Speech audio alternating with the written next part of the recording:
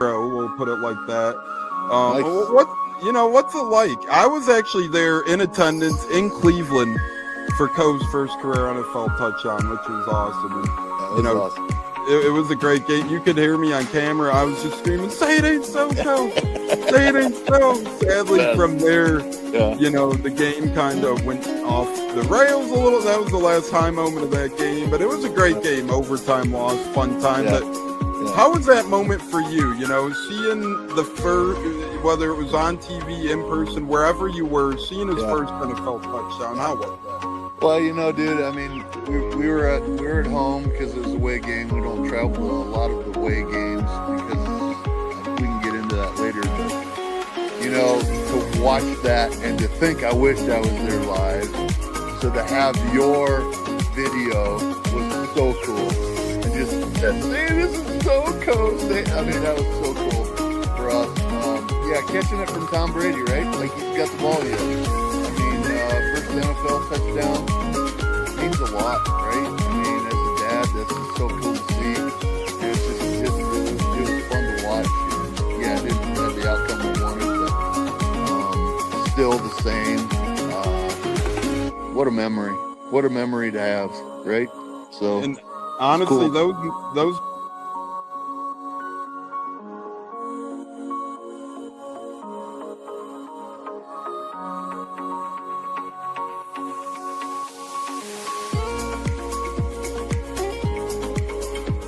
one of the best guests ever, the Buccateers in the house.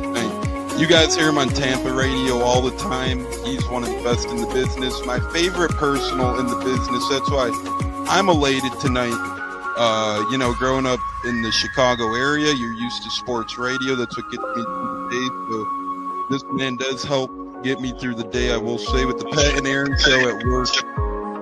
Nothing like it. So it's incredible. It looks like we got Stunna bumbling in. I'm Tampa Tones. We are joined by lead goon tonight, host of the Pat and Aaron show of WDAE, Pat Donovan.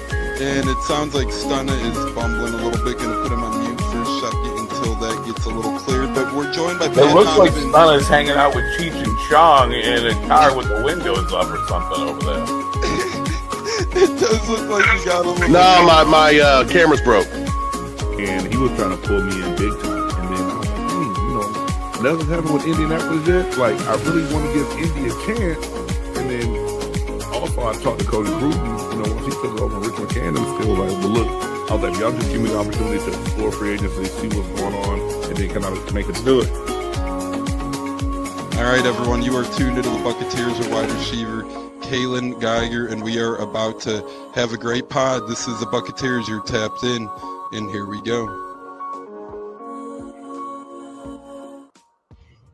Howdy ho, howdy hey, how the hell is everybody? Happy Saturday Showdown.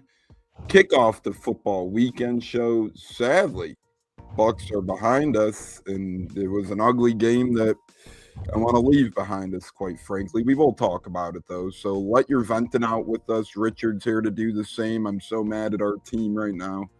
It's like being mad at your significant other, mad, but you still love them. I couldn't agree more, and, even as dark as the days seem, I still sitting there and trying to find out playoff scenarios for some reason and how we could still win the NFC South and how far this team could go, which probably won't be far, but damn it. I'll be ashamed if I root for less football opposed to more football. Because, Zach, to me at this point, even if we do make the playoffs, whatever changes might occur roster or management-wise, I don't think, winning the South at this point would shake up any decision that the Bucs might make. Welcome in, brother. Happy weekend. Happy weekend. I think these next three games are going to tell us a lot.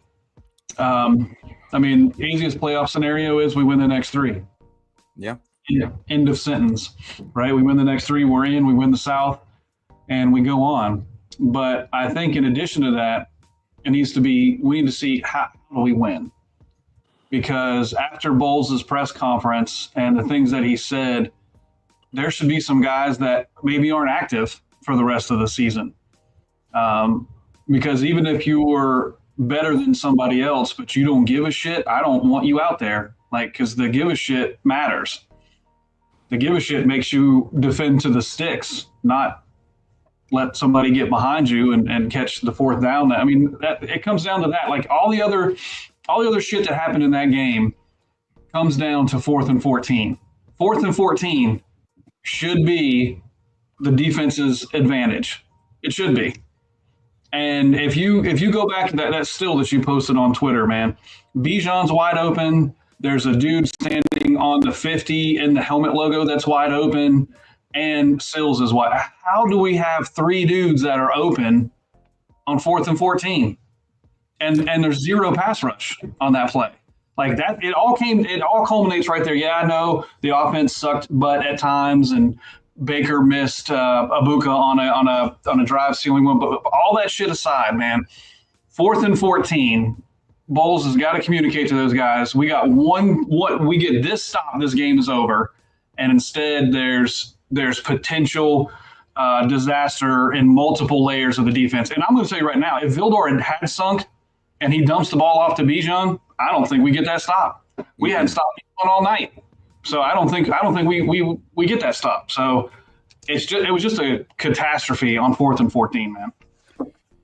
Zach, you hit the nail on the head. Many great points. And the point I've been trying to make to some people as well is Murdoch Mystery says Colts just named Phillip Rivers a starter. And why not at that point, right? Nothing against Riley Leonard, but we've seen it a bunch. You know, he's been a little banged up himself. He didn't look great last week. You have the best running back in the league in Phillip Rivers. Just tell him to play smart football, hand it off 40, 45 times and see what could happen. But Zach, as far as the Bucs game goes, we'll get more into the Colts when Joey joins us. That last play, people are overlooking multiple things. Is Kendall Vilder most likely the most to blame on that play? Yes. Okay, sure. But at day's end, as you alluded to, you got Bijan in front of him with nobody on him. And then you got a wide receiver seeping past you. Okay, so when you're a defensive back and if you're playing a zone scheme at that point, I don't care if it's Tampa 2 or what. If you're on the field, and I hate to criticize Antoine Winfield Jr., but we had way too many people wide open on that play for him to be in no man's land. And I know some people are saying he didn't have time to react. Well, Cousins took about 4 seconds to throw that football. So you're telling me he didn't have time to react? And he did react. I'll give him kudos for that. It was just a little too late, which I'm still not sure if that's a catch, but that's a whole nother story. They should have reviewed that. The touchdown was bull crap. They missed a pitfall start. But all that aside, the Buccaneers cost the Buccaneers. And you have Bijan open in the flat. I'm with Zach. I don't think we stop him there. Call me crazy, call me stupid, call me dumb. Are you really going to are you going to bet your house on Kendall Vilder tackling Bijan Robinson one-on-one in the open field when Vilder's, if he sinks to the receiver, that means Vilder's 14 yards away from Bijan? You don't think Bijan is going to elude Kendall Vilder there?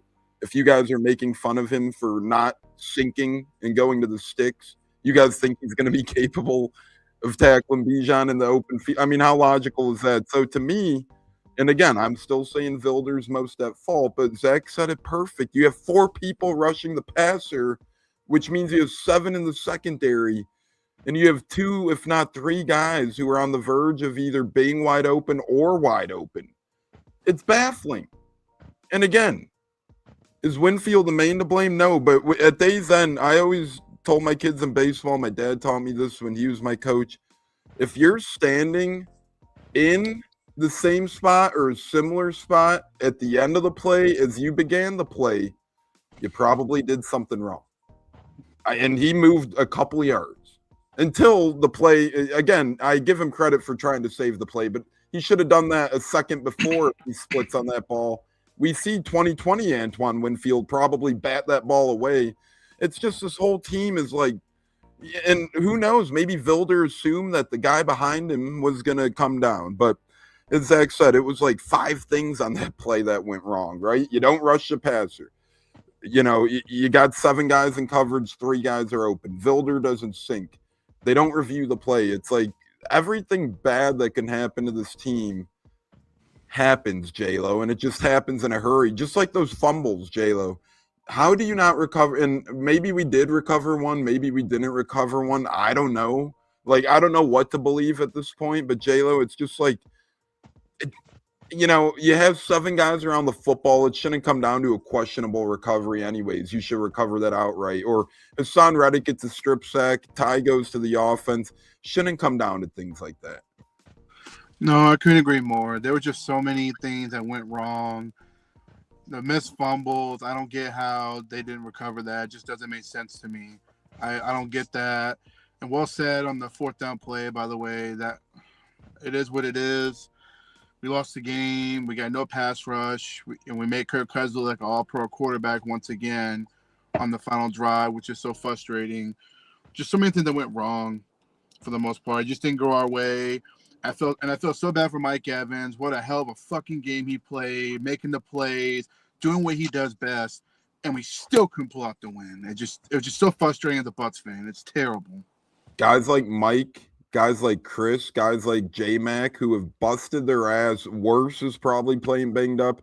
Reddick is probably hurt, and I know he hasn't had a great year, but at least he tries out there. You can tell Reddick is one of the guys that truly tries out there. These guys are busting their ass, and then you're going to have, as Bowles labels it, a handful of, seems like, people that are just either having mental lapses or whatever costing this team. At 3rd and 28, and in particular, I feel bad for J-Mac, Evans, and Godwin, because all those guys have had hell this year. And Godwin and Evans came back from multiple injuries this year. J-Mac came back from career-threatening injury at one point. Neck is nothing to mess with. And we're blowing it. We blew that Mike Evans performance. He had a great game. And he could have had a better game, Zach. I still love Bake. I still want him as a Bucs QB. But, again, Evans wide open running down the field. Bake underthrows him a couple times. Evans still comes down with those balls. But, God forbid, he hits him in stride a time or two. He's probably prancing into the end zone. Yeah, the one that was underthrown and he had to stop and he kind of fell down to get it. You could see the frustration because he knew that was a touchdown and he put that ball on him. But, you know, this goes back to last week, right? Everybody wants to blame Ibuka for that drop, but that's not all on Ibuka. That wasn't a good ball. It wasn't. But I want to go back to something about Bowles' scheme just real quick because here's my issue, right? When you're the head coach and a coordinator, whether it's offense or defense, you're doubly responsible for the product on the field, right? Because you got to get the guys ready. You got to have them ready to play, but you're also responsible for what happens on one whole side of the ball. And Bowles' scheme all season has been, if we drop 7 back into coverage, there's still 2 guys open. Like, and on the broadcast view, how many times have you seen an opposing team's receiver catch a ball and there's no Buck in the whole shot of and you drop 7 guys back, right? And he wants to talk about, we got to coach it better. We got to scheme it better. We got to play it better. How about we simplify it a little bit?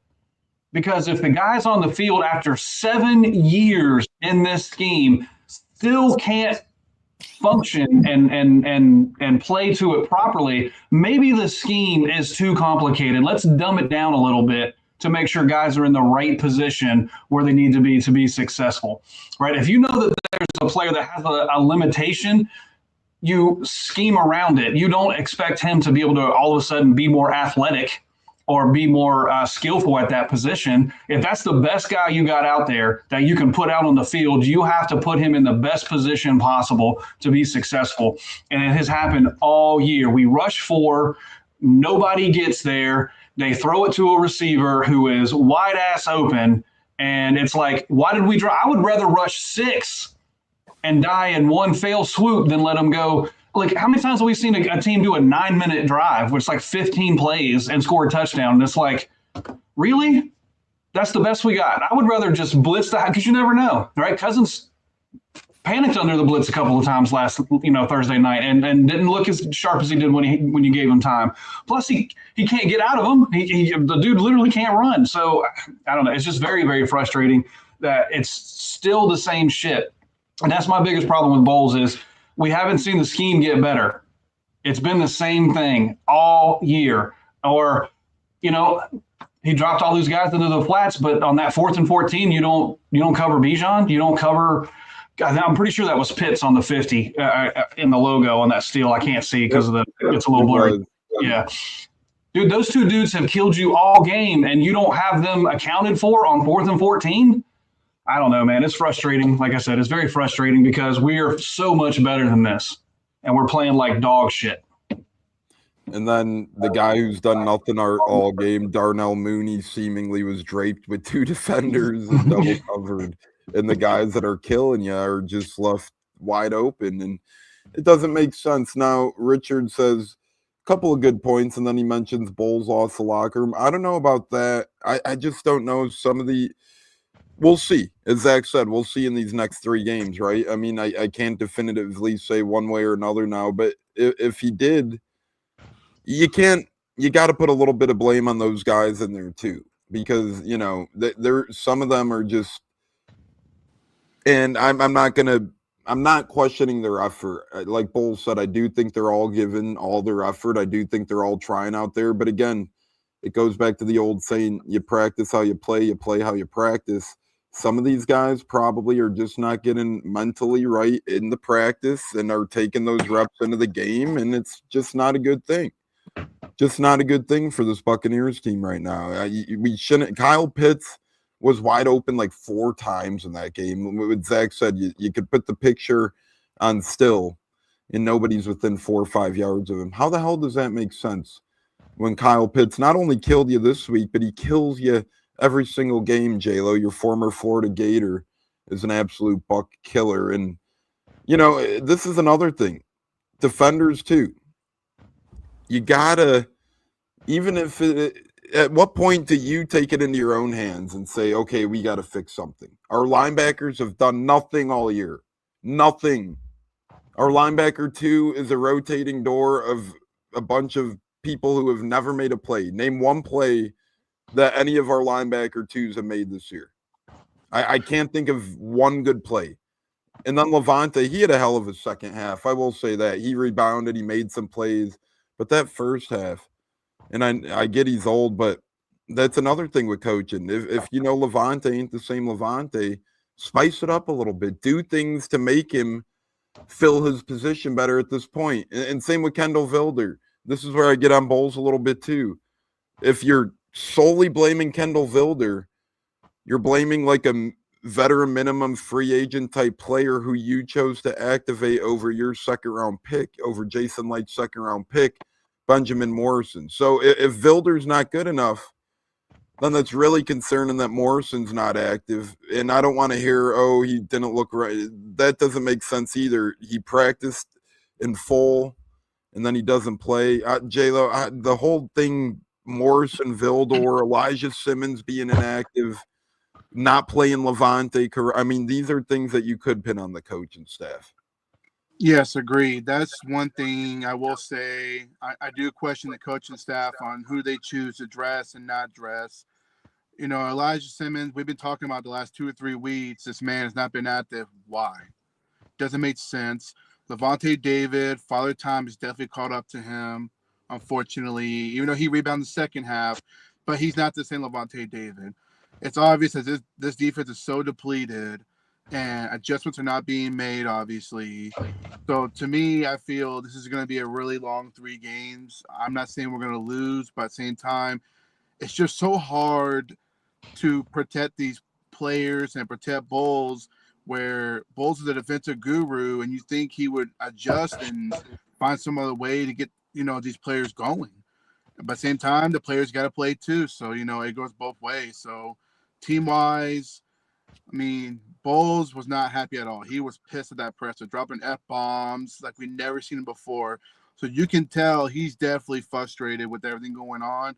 And the only thing I could think of is you need to have these boys come in like Monday or Tuesday at this point. No Wednesday. You know, you need to get these guys practicing because this is just embarrassing and ridiculous that you couldn't stop a 4th down play. And then Benjamin Morrison not playing either. I don't know what's going on with that. That doesn't make sense to me either. Like you mentioned, he's practiced all week. Why are you not playing him? He was a second-round pick. That's why we picked him. So now that's even another question mark for the offseason, what we're going to do there. But that's another discussion. Truly puzzling, and kind of to allude to that, not the not the jargon, the F words, all that sort of stuff. But in 2022, Bulls did have a similar type of little tirade when things were going south. And Tom Brady came to the presser and said, us as players, he's right. We got to look ourselves in the mirror and hold ourselves more accountable. The Bucs went on to win 2 in a row, clinch the division. So we'll see if this cup of tea works again. It worked with Tom Brady, but this team doesn't have Tom Brady. So let's see how that plays out. Speaking of Tom Brady, we got somebody's team with the QB in the same realm of age of Brady entering the chat. Uncle Phil, Dr. Phil. Well, no, maybe not Dr. Phil, but any Phil you want to be. How the hell you doing, Philly Nips, Joey Nips? Jimmy Coletta's been fighting for you all morning, man. He says, that's Colts for the shoe, baby. Rivers comeback. Let's go. America loves a comeback. He says, good morning, gentlemen. Joey late as usual. But other than that, some good comments. Yeah, fellas. First off, got the American headband on for Jimmy. Great to be back on with Zach. First time in a while. This is a disaster of a day when we talk Bucs football, and we might even talk a little bit about the Colts. But you know what? There's 2 guys in their 40s today that are going to light it up over the next 24 hours. First, John Cena tonight in his last match ever. HLR there. And then tomorrow, Phillip Rivers. I don't care. It's 90% chance probably of failure. The excitement around that game tomorrow at 4:25, it might be the most watched football game of the day. And there's a lot of good games on tomorrow because people want to see what the heck's going to happen. I mean, he came in, his arm was still good. The mentals are still there. He uses the same playbook at his son's high school. The question will, of course, be, does the dad bod, how does the Seattle defense get to him when his feet are getting going at? That's why, to me, you got to get creative. You run the ball 30 times. Even use Riley Leonard on a few packages where he comes in, and he does, because he's the opposite of Rivers, really. And just Rivers, dink and dunk, chuck the football, get it out fast as you can. And if anybody get near you, do the Peyton Manning or Eli Manning, you just go down. So in the 10% chance this works, this will be the best movie on earth. It will be on Disney Plus by 2035, and I'm all here for it. Let's get it on. Is Kevin James gonna play Phillip Rivers like he did Sean Payton in that one? But I'm being festive here. We got a beach snowman. Do we like that, guys?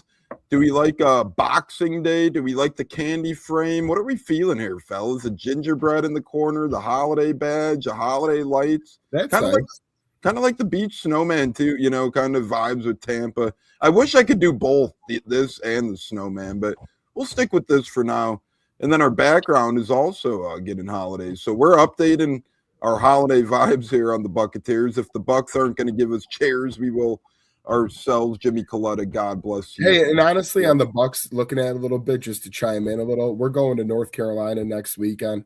I'm treating it like wild card weekend because it's a playoff game. I'm treating it as the wild card round of the playoffs. The Bucs game we are going to. I'm going to be all over it. I'm going to be swearing. I'm going to be ready to go. I'm going to be fired up, and the Bucs are going to win, and that's just what's going to happen. I hope so. I mean, with the Bucs playing bad, I'm glad StreamYard is playing good. This is awesome, man. We just got so much. Look at all these backgrounds we got to choose from now, too. We got the Mary icons, the golden chair, the tropical snowman. We'll stick with the tropical snowman. How about that? Since, we are the Buccateers based out of Tampa. But yeah, we'll be at a double-decker next week, and we'll see what happens as we wrap up some Bucs talk, though. Snowman, someone wear a Santa hat. We will. We still got 12 days of Christmas. And speaking of, it's 12 days of Bucsmas. That means our first giveaway for the holidays will be on our Twitter today. Go over, check it out, like, subscribe today. We rotate through the 12 days. One day you'll have to follow Zach in our Twitter. One day you'll have to follow J-Lo in our Twitter. One day you'll have to follow me, etc., etc., etc. But Zach, no pun intended during the holidays, as we kind of put a bow on this Bucs talk here. What's your prediction the rest of the way? I mean, we got to start with, I know it's unlikely, and the Saints always seem to fuck us, but we got to hope the Saints somehow pull it up tomorrow and the path becomes a little easier. But we really got to win out. Yeah, we do. It sucks having to root for the Saints, man. Like, yeah, that makes my skin crawl. But just real quick, man, I rearranged my whole schedule to be here just so I could be on the show with Joey. It was too long, so I moved some things around. just to get on with It that was. guy, and he wore sleeves and everything. So man, it just all worked out. So just one more thing on the Bowles thing, and then I'm going to put it to bed, and then I'm going to give him the next. I won't speak on Bowles for the next 3 games. I'm going to evaluate everything that he does, both on and off the field, and before I make my decision on 2026. But I want to ask you guys serious questions. When's the last time under Bowles as the head coach that we came out and punched the other team in the mouth right away and just dominated that game beginning to end? Because I can't think of one. Yeah, I mean, you're going to have to probably look back to late in the season last year when our winning streak was kind of on the up and up, and that's not a great sign when you can't really think of one this year. Because let's be honest, we won a couple close ones at the beginning of the year that could have easily went the other way. That Atlanta game, you had Young Ho Koo miss a kick and pretty much sent him into the unemployment line. And good God, his kick with the Giants, just brutal. But neither near or there. The Jets game pulled out at the end. I don't know how we beat Houston without Tristan Wirfs, without Luke Gadecki, without some of these other big dogs on this Bucs team. I mean, we haven't blown anyone out this year. It's, pretty quite simple to that. I mean, San Fran, we got to go into victory formation, but that was a great game for 3.5 quarters, a little over 3.5 quarters. So it's not like we really pulled away there. But, yeah, you're probably going to have to look back and go towards the end of the year last year, that stretch where we won one, which is not good. Yeah, week 18 versus Panthers. Yep, there you go. So, yeah, got to dig into last year, which isn't good. But, Zach, you're 100% right. I guess my take on this, and not giving excuses to anybody, but just one of those things where it seems like it's not just one party to blame. It's a little bit of a, petri dish. You get players that Baker's regressed probably because of the injury. Yes, I do agree there. Bucky, he's clearly hurt. He's not running with the same pizzazz we're used to, right? You are on your 4th offensive coordinator. I like Grizz, but it's a learning process, right? And then defensively, that's where your specialty is, Coach. You got to do better on the defensive side of the ball. J-Lo, thoughts as we wrap up Bucs talk? I mean, we'll just win the next 3 games. I mean, that's all we can really do, one game at a time. And suddenly that Miami game is hard, right? That ain't an easy game either. Nah, they're playing with a lot of passion and pride, and that's what the Bucs need to do. Take a page out of their playbook and play with some pride. Go out there and battle. But I will say I'm still having somewhat hope, with the spark of Mike Evans, McMillan being bad performing. Hopefully getting Tyke Smith back will help the defensive secondary. That's another thing I will throw out there. I still believe with the talent we have, they can pull out the win. They just got to execute and just close it out. When you have the foot on the Lion's neck, you finish them. Don't take your foot to the lion. If you do, that's it. Game's over. Joey, final thoughts on the Bucs?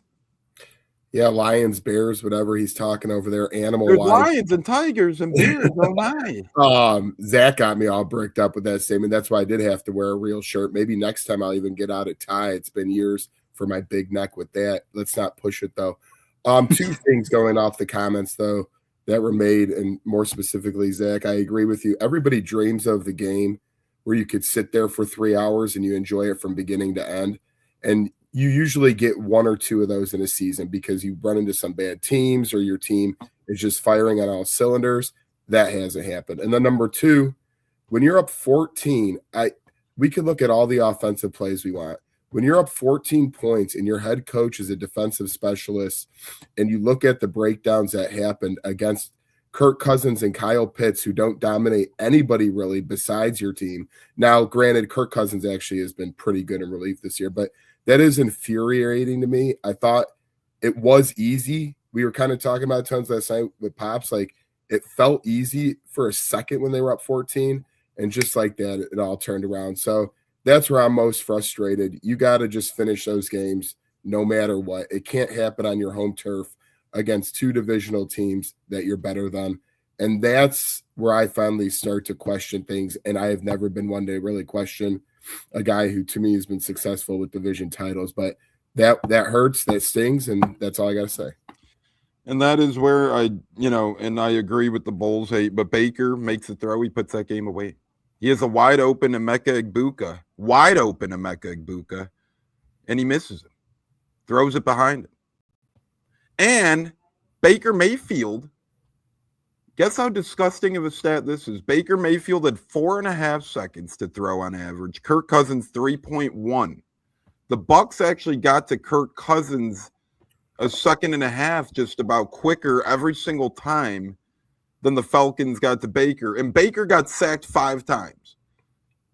Kind of, a little bit of Jameis Winston vibes there of running into sacks a little bit by Baker. So I love Baker, but go ahead, Zach. I'm going to say we need to talk about the interior of the offensive line. That's the majority of those 5 sacks, right? Martin's been terrible.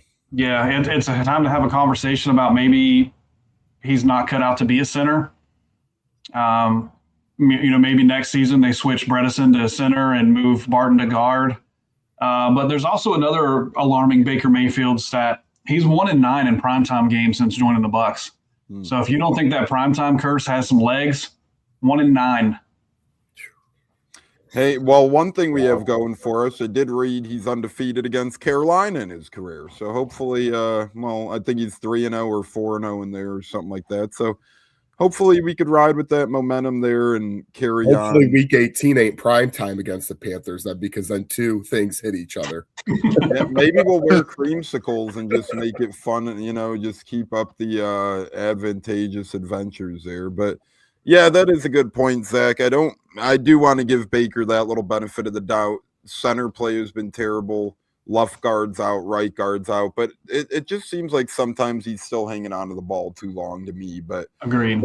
That's just something that maybe he's injured and maybe he's, we saw him hurt his arm on that one deep throw and right before halftime against the Rams. So maybe that's why he's not chucking it as much either. Maybe he's hurt and maybe it will injure him more. But speaking of hurt, the Bucs are hurting us, but we're here on the Buccateers and we are live. And if you're watching live, we did get our second membership the other day as well. So we got a couple of members now. Big Ed Rabasa, Purple Huge 83. Shout out to both of you for being members to this channel. We appreciate it greatly. Help us out. Go become a member today. Very cheap.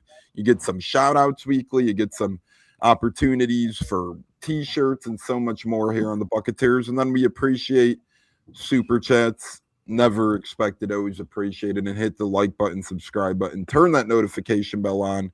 You'll never miss a Buccateers today. Just like we're not going to miss talking about the Colts. Phillip Rivers, 45 years old, going to be the starting quarterback for the Indianapolis Colts. Real quick though, Richard does say MVP. We'll just go around in one word quickly and say it. Zach, who would you pick if you had to pick one? McLaughlin. Good pick. J-Lo? I say Tyke Smith. Joey? I'm just doing it because, Mike Evans. I just think he had a beast game when he came back. I know he's missed a lot of time, but just a warrior. Yeah. This is a legitimately tough question. There's like no overbearing answer where it's like, oh, that guy should. I'm going to go Jamel Dean, though. I just think that Jamel Dean's had a great year. He's rated the top corner by PFF. So hard, whatever. I'll go with Jamel Dean. But Joey, Phillip Rivers, 45, going to be playing for the Colts. Thoughts? What's going on in Indianapolis? How are they feeling? Well, don't cheat him too much now. He is 44. So he's a little younger. But listen, like I said, I'm not going to sit here and, be oblivious to the fact that nobody's done this type of thing before.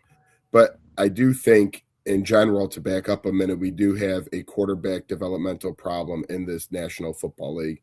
You see in baseball and basketball where they have the summer league or minor league baseball that feed into it, where these young guys can play. They just don't have to ride pine and go on the practice squads. And then you have to call up these quarterbacks like a Brett Rippon, who you would never want to trust, or anybody else on your team. If you look at your third string quarterbacks, Teddy Bridgewater, for you guys, he was just out of football doing progressive for commercials. He's a lot younger, but he comes back and is the backup quarterback, and he's had some snaps. The point is with all this is Phillip Rivers was called on Sunday night just to kick the tires, and he's wanted to come back. When San Fran if they would have made the Super Bowl 2 years ago and Purdy was hurt, he would have probably signed up with them to see what they would have done, whether it would have been him or the other guy that they had around, because there was some running back going on there at quarterback. So Rivers has stayed in shape. Now, has he stayed in football shape? We'll see it. Obviously, he's got that little bit of a dad bod, but the arm and the brain is there. Like I said, my game plan would be just run, short pass Pittman, short pass Tyler Warren. But I'm excited for it.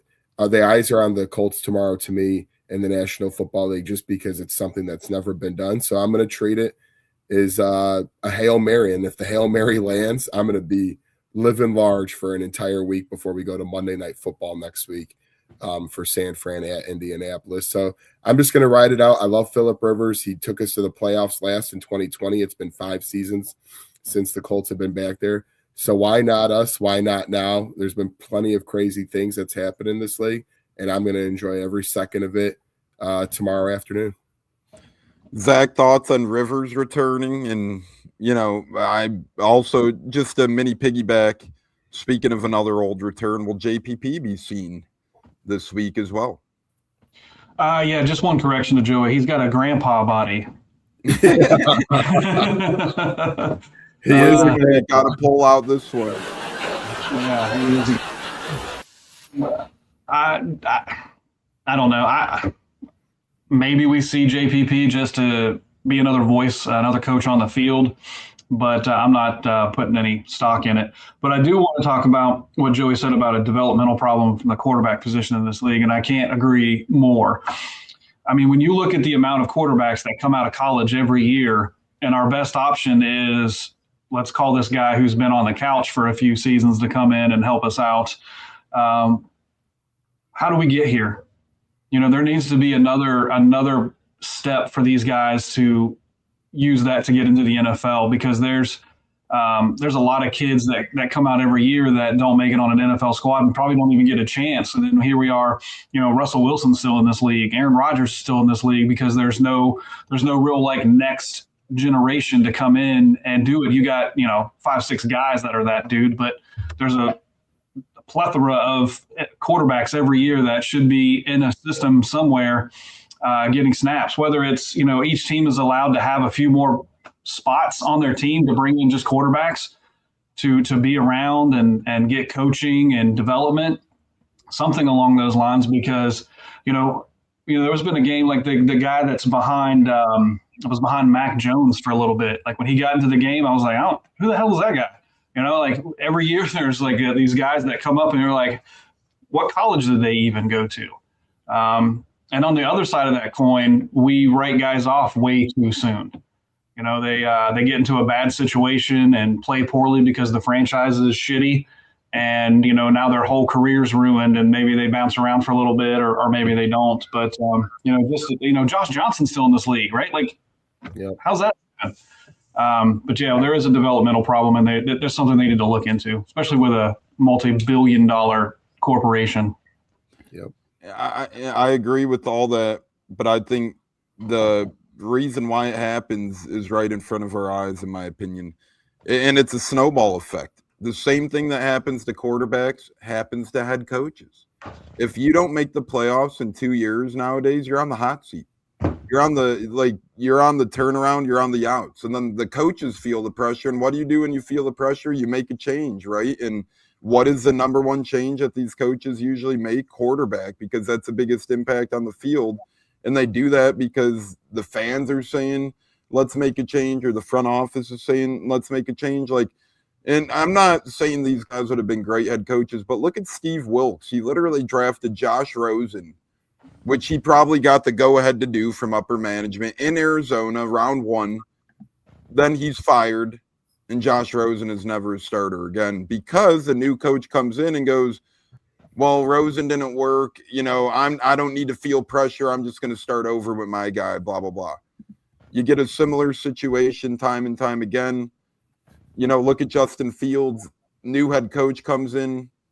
he feels pressure, right? Fields can't be my guy. I haven't succeeded with him. I got to move on. And it ended up being the right move for the Bears, but there's another example, so on and so forth, so on and so forth. I mean, look at Sam Darnold and the Jets, right? Same thing, coaching change, Darnold's on the outs.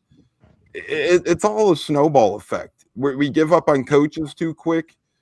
And that's the reason why, in my opinion, that they give up on quarterbacks too quick is because they feel more pressure. I mean, look at Brian Daboll. He led the Giants to the playoffs. Look at how good Jackson Dart looked under Daboll. Look at him and Daniel Jones had the good rapport the one time. You think he really wanted to bench Daniel Jones? Probably not. Management gave him the flag. Hey, this team's done. Bench him. Now what does Daboll do? Picks a new quarterback, and now the new quarterback is in need of a new head coach. And now that new head coach is going to go into the Giants, and then next year the Giants will be drafting a quarterback again simply because the head coach is going to be under so much pressure. He'll give Jackson Dart a year. Giants will suck again. And then the new head coach will draft a new quarterback, and then the coach will get fired. It's a never-ending cycle. So, we just give up on people way too quickly. And even a little bit, I know they haven't had great, but look at like a guy like Todd Bowles, right? 3-4 division champs in a row, and he's on the hot seat.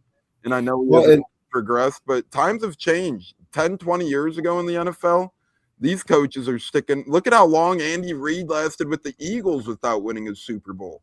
Look at how long Dungy lasted with the Buccaneers without winning a Super Bowl. Eventually, time is time, but if we were on those timelines, Bowles would still have 5 years, to right the ship here and figure things out.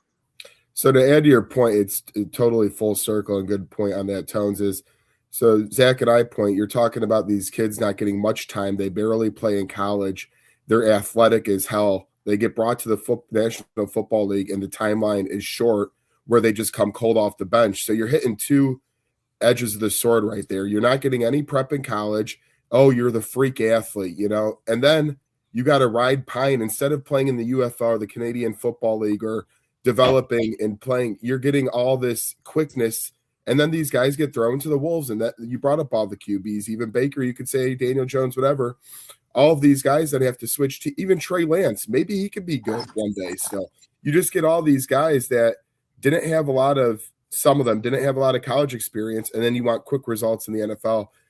With the spread offense and with how much they want now, this is all a recipe for disaster besides the starting quarterback for each team. Very well said, and that's why I think it would be a terrible move. I think Dolphins stick with Tua and Mike McDaniel. I think the GM was a problem. I think the 49ers should kind of be the gold standard. Look at Shanahan, right? He's had a couple down years, but you never hear a blip about his firing. He's molding a last pick of the draft, right? 49ers fans crapped on Purdy. They're sticking with him, and they keep getting stronger. So it's going to be interesting to see. I really think the 49ers are the model to kind of go after in terms of coaching and quarterback development right now. And I think Miami might follow suit too. If their owner is smart, you keep Mike McDaniel. And, you don't give up on him too quickly. And coaches, quarterbacks, development, quickness, just crazy. But the Colts ain't going to give up on Phillip Rivers quickly. To me, Joey, this is a guy where he's going to play beyond Sunday. If you bring him back, he's not going to be a one and done. No, as long as he stays healthy. That's why we didn't name a starter till today. He came in, he threw on Monday night. And to J-Lo's point earlier, I do love the idea of practicing earlier. So usually the Colts do a walkthrough on Wednesday this late in the year. Then they practice Thursday, Friday. Phillip Rivers comes in, all of a sudden we're having a Tuesday walkthrough, a Wednesday real practice. And I'm not saying that does much. We might still lose by 20 points on Sunday, whatever. The point is the juice is back. The team is getting after it. We've lost 4 out of 5. You guys have lost 5 out of 6. You can't keep doing the same thing over and over again. That's the definition of insanity, right? So change shit up during the week. Put everything you got, because guess what? For both of our teams in a month, if things don't change, there's going to be open spots at the top of this thing, and people are going to be filling them pretty fast. Black Monday comes across the board quick. So change it now. Enough we can name things all day. We can name 6 or 7 plays from that Bucs game. We can name 4 or 5 injuries that have happened, probably 10 on each of our teams, whatever. Find a damn way to win a football game. I don't care if it's by 1 or by 30. It's about results. Win a damn game. Agreed. But to piggyback off that point, you made me have a brain blast because Black Monday, where coaches get fired, I think it's going to help out guys like Bowles and Steichen as well, Zach, that, are 50-50 borderline, because last year you had the budding candidates ready to become head coaches. You had Ben Johnson, who everybody had as an NFL head coach. You had Mike Vrabel, who everybody had getting rehired. You had Aaron Glenn, who last year everybody pretty much knew he was going to be a head coach. And you had Liam Cohen, who people knew could be a good candidate. This year, you had 4 guys last year who could get head coaching jobs, and people presume that. This year, name one guy, assistant coach, whoever, who's like the for sure hot name. There is none. Well, I think Joe Brady and Todd Monken are getting that kind of consideration right now.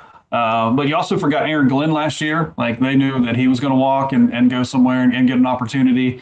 Well, one thing that you can rest sure of is I don't think anybody's knocking on Grizzard's door to be a head coach. So J.C. Cornell might be. Oh, I don't even want to talk about that. Yeah. So, yeah, it's a good point. I don't know that outside of maybe a couple of names, man, what could have been with Monken, right? Like, he was here and we never really got a chance to see what that dude could do. And man, now look at him in Baltimore doing things. And even Monken, Kubiak, Joe Brady, they are appealing names, but these names aren't like new names to the cycle, right? Like, Aaron Glenn last year was new. Ben Johnson was new. Liam Cohen was new. Those guys were all like first-time candidates pretty much.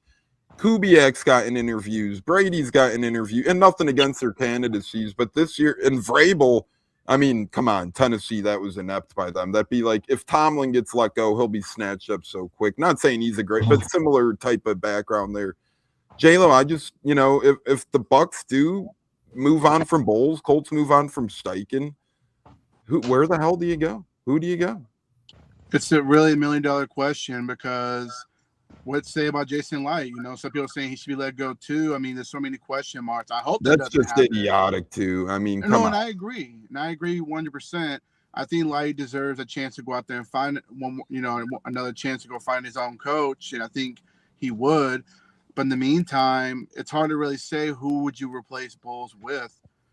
To me, you got to go offensive coach, obviously, because I wouldn't want to go back to defense if it was my opinion. Mike McCarthy. I'm going Thomas McGahee, special teams coordinator, getting promoted from within. Fuck that guy.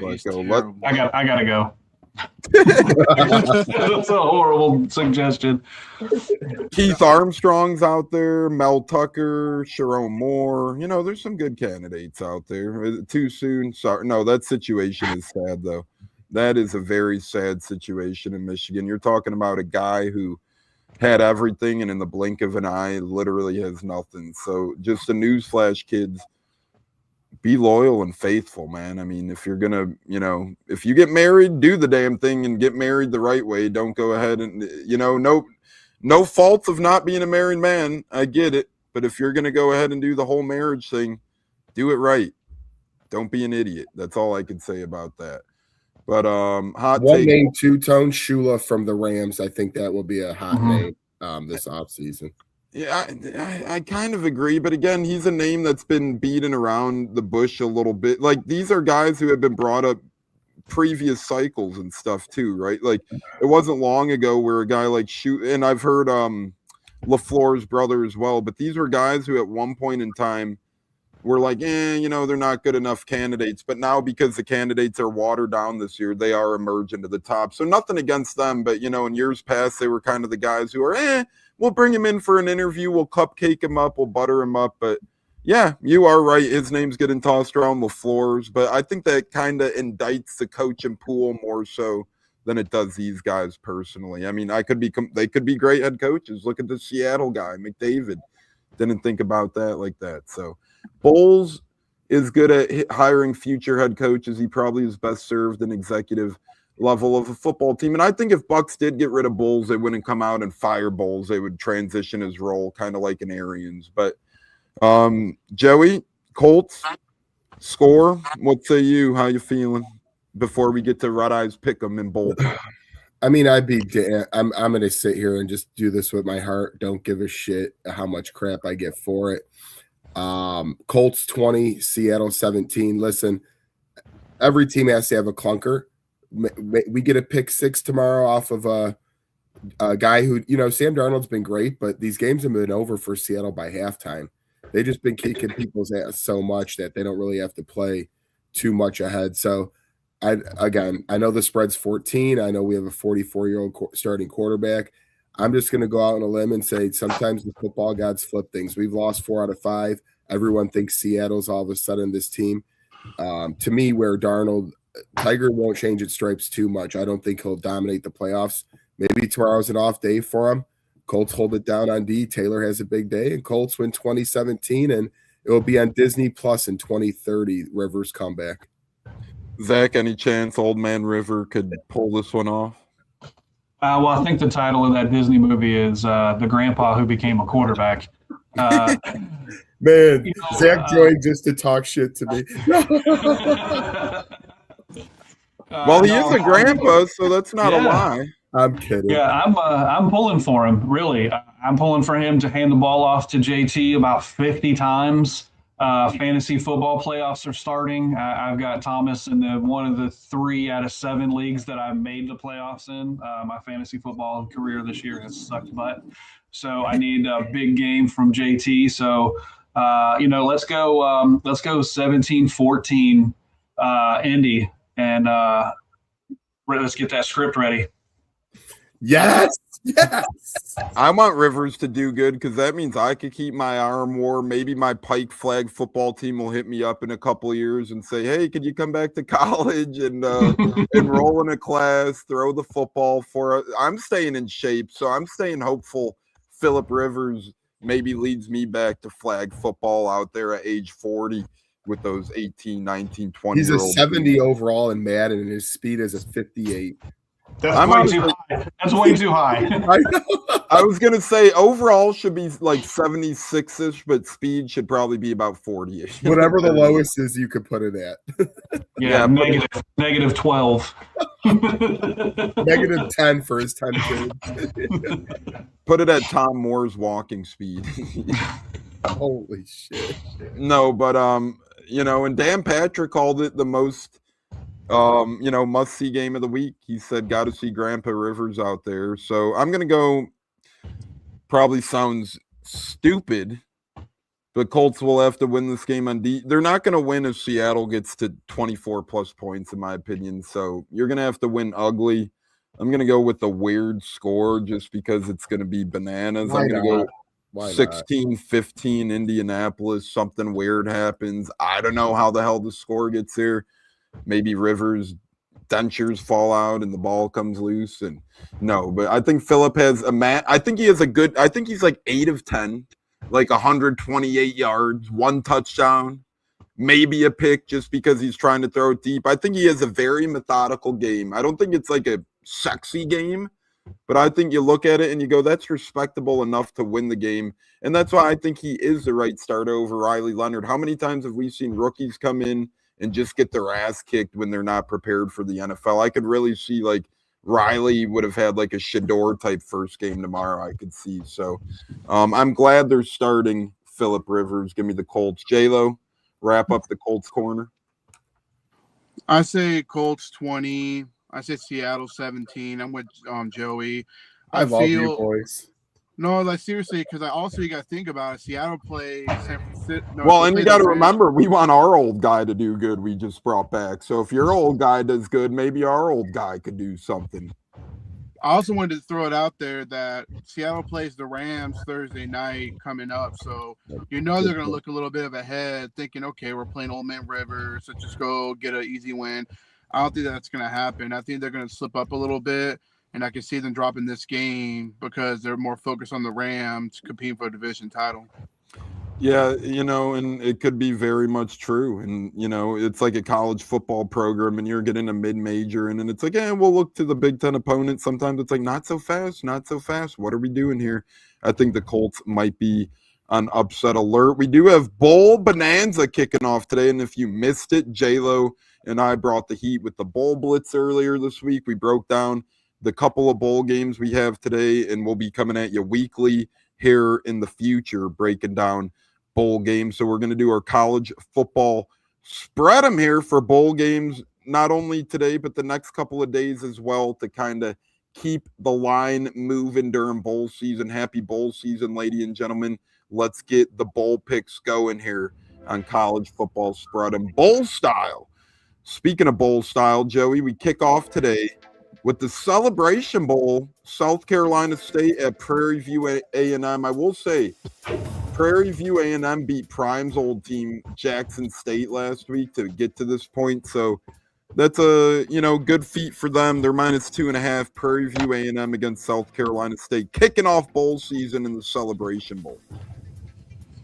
I mean, if someone actually wants me to give real analysis, I'll take it. I'll take that game. Give me Prairie View A&M -2.5. I like them to cover. I think they're, they've blown people out this year. If you look at their scores, it's like 38-3. And I forget the FBS team they played week 1, but I think they only lost like 27-0, which when you're playing, a Big 12 team or an ACC team or something like that, and you're a little school, that ain't bad. So give me Prairie View A&M just based on how good they looked last week and whatnot in the Celebration Bowl. Joey, that means you'll lead us off in the Army-Navy, the Battle of American Heroes. Army-Navy game, 3 o'clock Eastern. Today, we'll be rooting for Navy, our uncle, the late, great Red Eyes, part of the Navy himself. Absolutely. And they got Captain America, so I'm going with Navy in a win there, as they've had a better season. And usually the team that has a better record going in this game wins, so I'll go with Navy. J-Lo, Army, Navy -6.5 right now on the spread, it looks like. No, I agree with Joey. I mean, Navy, I think, is a better team. I like Navy in that one. Zach, Army, Navy -6.5. Well, I don't know much about either of these football teams, but I'm going to go with my wife's favorite color is khaki, so I'm going to pick Army. And I feel like, too, it's hard to go against the points in this game because all these teams do is ground and pound. So, and it seems like sometimes upset city happens. I'll go with the Navy just because I'm rooting for them, but should be a fun game, Army-Navy. Joey, you continue bowl season with 8 o'clock in the bucked up LA Bowl, Boise State +10 against Washington. Yeah, and I don't know exactly. Sometimes, players don't play in these games, but I'm taking Boise State here. I think 10 points is a lot, and they'll cover. J-Lo, we're going to give you South Florida's Cure Bowl. That's Wednesday, 5 o'clock Eastern. South Florida, Old Dominion, South Florida -3.5, with interim head coach leading the way there. That's going to be a tough call because Brown's not playing either. But I like USF playing with a lot of pride, playing for their new head coach. I like USF over Old Dominion. Zach, you're going to get college football playoff first round, number 9 ranked Alabama against number 8 ranked Oklahoma. Oklahoma's +1. That game's 8 o'clock Eastern on Friday night. Man, I hate both these teams. I don't know. Oklahoma. Joey, we bounce back to Tuesday. We got a couple more here because we're only doing games before Saturday with our show today. We're going to save the rest of the bowl games for next week. So, Joey, you get the IS4S Salute to Veterans Bowl, 9 o'clock Eastern on Tuesday night. Troy -2.5 against Jacksonville State. These teams both lost their conference championships. Troy lost the Sun Belt to James Madison. Jacksonville State lost to Kennesaw State in Conference USA. I'm going to use really good logic here, so follow me. One of my best friends' names is Troy. I was very hungover last week. He drove my car home for me. I'm giving it to Troy. Troy, boy. What if Troy played Butler? What would we do there? 8:30 Eastern on Wednesday. J-Lo, you get the 68 Ventures Bowl.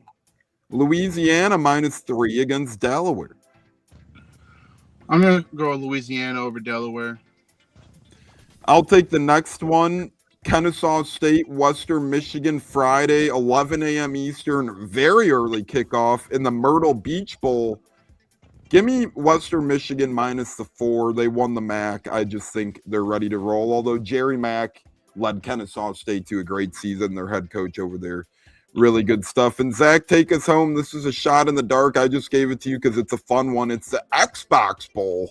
In the Xbox Bowl. Missouri State +1 against Arkansas State. That game's 9 o'clock Eastern on Thursday. Arkansas State and Missouri State? So you know what? Yeah, those two. What are the mascots? Do you know? One of them is like I forget what you even call it, but it's an animal. The Arkansas State mascot is an animal. Trying to look it up. It is a red wolf. And then Missouri State is It's a bear. a tiger. Oh no, you're right, No, Joey. it's A a bear. A bear. Yeah. Sorry, I can't see it. It's called Boomer the Bear. Man, they couldn't afford. All I can think of is that old joke about when a bear takes a shit in the woods, and then he wipes his ass with a rabbit. So I'm gonna pick the bear just because of that joke. Yeah. You know what's funny? On top of that good joke, earlier this year I mixed up the hell out of these teams because one of the teams was actually Bobby Petrino's. His son coaches the offensive coordinator. His other son's a defensive coordinator. Then his son-in-law is the head coach. And I mixed up the names, and some reporter came at me like, "Oh, you got the wrong school." I'm like, "Bruh, I mixed up Arkansas and Missouri State. My fucking bad." But The nepotism bowl. his son just left. What happened, Zach? So it should have been called the Nepotism Bowl. Yeah, exactly. For real. I think Petrino's son just left too to get hired at Coastal Carolina. So, yeah, Bobby Petrino, he's still in that neck brace after that motorcycle accident. I've seen a tweet this week that said Bobby Petrino walked so Sharon Moore could run. I almost lost my shit. But fantasy matchup here. We only got a couple minutes left. Fantasy match report. Playoff time. Joey, 1 QB league. If you had to pick 1 QB to start in a 1 QB league, are you going with Bo Nix or are you going with Patrick Mahomes? I'm gonna go with Mahomes, even though that sounds bleak. But they play the Chargers at home, and I know the Chargers are good, but they lost last time. The Chargers maybe some redemption, and the Bo Nix got the Packers. Man, that is tough, though, but I'll slightly take Mahomes. Only 2 of these 3 you could start, Zach. In the flex, non-PPR, are you going with A.D. Mitchell, Devin Singletary, Jerry Jeudy, or Stephon Diggs? I'm sorry, 2 of those 4. Jerry Jeudy, Stephon Diggs, Devin Singletary, and A.D. Mitchell. You can start 2 of those. I'm going to go Diggs and Jeudy. I think they've been, after the whole blow up with Jeudy, it seems like they've been, last week they, made an effort. So Jeudy and Diggs is what I would do. And of course, I had him on my damn bench last week. He deserved to live on the bench after, what happened all year, but could have got me in the playoffs. What can you do? Godfather in the house. Good morning, men. Good morning, Godfather. J-Lo, last but not least, if you could stream one defense this week, are you picking the Commanders who are at the Giants? Are you picking the Panthers at the Saints? Or are you picking the Saints versus Carolina? I'm probably going to go with the Panthers. I think they're going to go in New Orleans and pretty much smash them. I say Panthers D. It's time for Red Eyes Pick'em now, where we get all wild up here in the honor of great Red Eyes and go into the world of football and make our picks. Some breadwinners, final words, and we are out of here, ladies and gents, on this beautiful Bowl Bonanza Army Navy Day game. Starting off with Raiders Eagles, Joey, 1 o'clock Eastern in Philly. Ooh, I will take the Eagles by about 37 points because the Raiders seem to let everybody do that. Zach, go ahead. I'm just going to say, don't forget Kenny Pickett starting for the Raiders. Yeah, revenge game, revenge tour. Kenny Powers or Kenny Pickett? We'll have to see which one. Kenny Pickett in that revenge game, he's only going to lose by 37. That's his revenge. Oh, man. Commandos at Giants, Zach, 1 o'clock Eastern. Oh, man, I need the Giants to win this game. I need Dart to have a huge one. Fantasy implications. There we go. J-Lo, 1 o'clock Eastern, one of the games of the day. A loaded slate, Buffalo at New England. Oof, man, tough one. New England's been playing really good ball, man.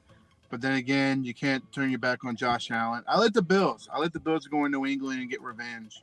Joey, the Jets, led by Brady Cook, rookie quarterback, with Taylor and Fields out at Duval, 1 o'clock Eastern. Yeah, another example of bad quarterback development. Sadly, the Jaguars by a lot. One of the games of the day again tomorrow, Zach, 1 o'clock Eastern. Chargers against Kermit the Frog in Kansas City. Who do you got there? I feel like Kansas City has been the big bully of that division for a long time. Saying the Chargers got a chance to, really put the fork in them and in their playoff hopes. So I'm going to pick the Chargers. Love it. J-Lo, the battle of the bees. Cleveland Browns against Chicago Bears in Chicago, 1 o'clock Eastern. Yet again, another team that the Bears been on a roll, but I think they're going to run to a thumbnail. I like Cleveland with the upset over the Bears. Joey, 1 o'clock, Arizona at Houston. Yeah, Arizona didn't look so good last week. Houston's defense, it would be very boring of them to get to the Super Bowl, but they could hold any team to under 20 points, so give me Houston. Zach, I find this damn near an elimination game. Ravens at Bengals, 1 o'clock Eastern tomorrow. Oh, boy. Man, something just tells me that Cincy's going to come out ready to go and take that game. Agree with that. I like Detroit. I'll take this one, 4:25 Eastern. I think Detroit upsets the Rams in L.A. That's my upset of the day. Detroit going to L.A. and winning a hard-fought one there. Dan Campbell is just on a mission right now, I think. After seeing him in glasses in Thursday Night Football, I'm like, this guy's pulling out all the stops he could right now, man. Give me Dan Campbell and the boys. J-Lo, another great game. Packers-Broncos, 4:25 Eastern. Oh, man, that's another tough one. I say give me the Packers. I think Parsons, he's just going to take over the game and make Bo in this life a living hell. Joey, Titans at 49ers, 4:25 Eastern. We got 5 4:25 Eastern kickoffs tomorrow. Yeah, I think I'm on repeat here. 49ers in a blowout. Yeah, you got a lot of in a day full of close ones, you got a lot of the not so good matchups. Zach, 4:25 Eastern, Panthers at Saints. Let's go Saints, please. Listen, I'm never want to have to say these words out loud or even in my mind. New Orleans needs to win this game. So I'm pulling for them. Jono, whatever voodoo you guys can do down there, we need it, brother. Let's go. And right when we need the Saints will probably lose for us. I know it'll be ugly. It'll be 49-0. Watch. Yeah, they're going to play like Taysom Hill the whole game at every position. Just have one guy on offense do everything. J-Lo, Sunday Night Football. Oh, are they like not flexing this year? What the hell is this? 8:20 Eastern. Vikings Cowboys. Ugh. Oh, wonderful. I say Dallas. I think Minnesota's having a rough time getting it together, getting jet of the ball. Give me Dallas.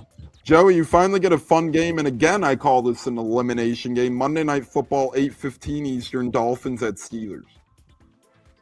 That is shout out Dolphins for coming back this year and doing well, but I was going to give whoever's home the win, so I'll give Steelers in the closest of margins. All right, boys, it's been a great one time for our breadwinners where we're killing it on the year, plus 464 overall. Many games over 500 as we continue our great season. Time for breadwinners here on the program. I'm going with Prairie View A&M money line in the Celebration Bowl. Money line is minus 143.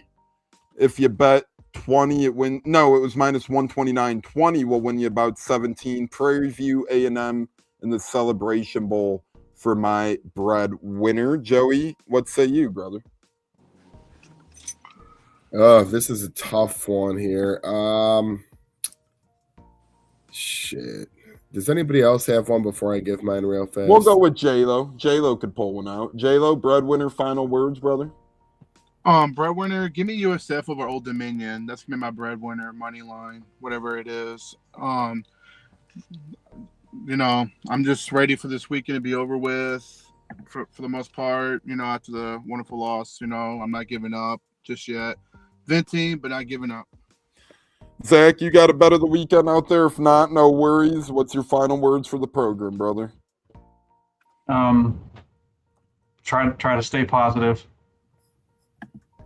Yeah, that's all. I don't know. You guys getting all this snow? We're about to get anywhere from 5 to 10 inches. Are you guys getting it? Holy shit. Dude, it seems like every day we get at least a little bit. Like, our snow just kind of keeps piling on, like, day by day. You know, last Saturday was our big day. I think we got like 5 inches last Saturday. Today it's just supposed to be like -5 out. So, well, stay safe there. Yeah, and you stay safe as well, brother. And combat the shoveling. You know, that's always fun stuff. Joey, what say you for breadwinner? So far, we got J-Lo, USF in the Ventures Bowl. We got me with Prairie View in the Cricket Bowl. Are you staying with bowls, or are you going somewhere else? I'm going to go to the National Football League, and I'm going to go with the New York Giants at home. Zach's happy.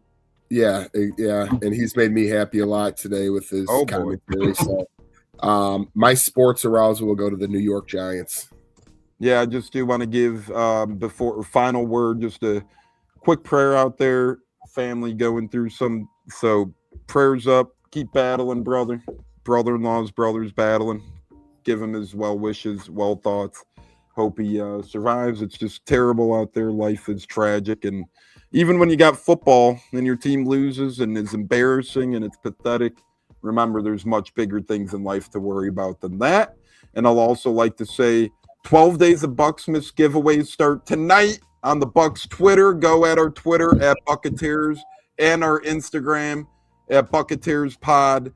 Again, maybe one day, maybe tonight, since it's Cena night, you'll have to follow Joey. You'll see, wait and see. Shout out to John Cena as well. To me, he's a top 3 wrestler of all time, one of the GOATs. So thank you, John Cena. Thank you, everybody. Prayers out there. Stay safe and healthy. Continue enjoying the holiday season and enjoy bowl season, as we got bowl games kicking off today. Zach, Joey, Nips, J-Lo, Tampa Tones here, and for the rest of the Buccateers who couldn't make it, we'll see you on Monday.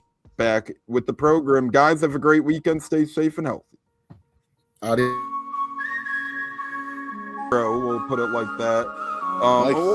What's it like? I was actually there in attendance in Cleveland for Coe's first career NFL touchdown, which was awesome. And, Awesome.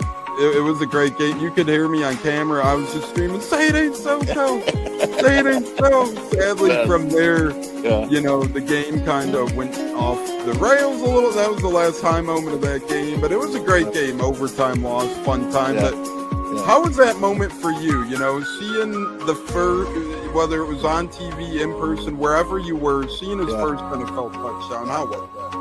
Well, dude, I mean, we were at home because it was a away game. We don't travel to a lot of the away games because we can get into that later. But, to watch that and to think I wished I was there live. So to have your video was so cool. And just that, hey, this is so cool. I mean, that was so cool for us. Catching it from Tom Brady, right? Like, he's got the ball yet. I mean, first NFL touchdown means a lot, right? I mean, as a dad, that's so cool to see. And it's just, it was fun to watch. And, yeah, it didn't have the outcome we wanted, but still the same.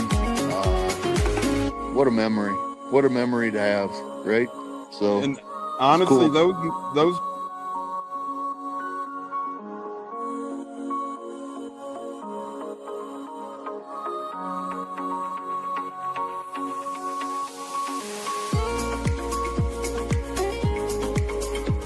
one of the best guests ever, the Buccateers in the house tonight. You guys hear him on Tampa radio all the time. He's one of the best in the business. My favorite personal in the business. That's why I'm elated tonight.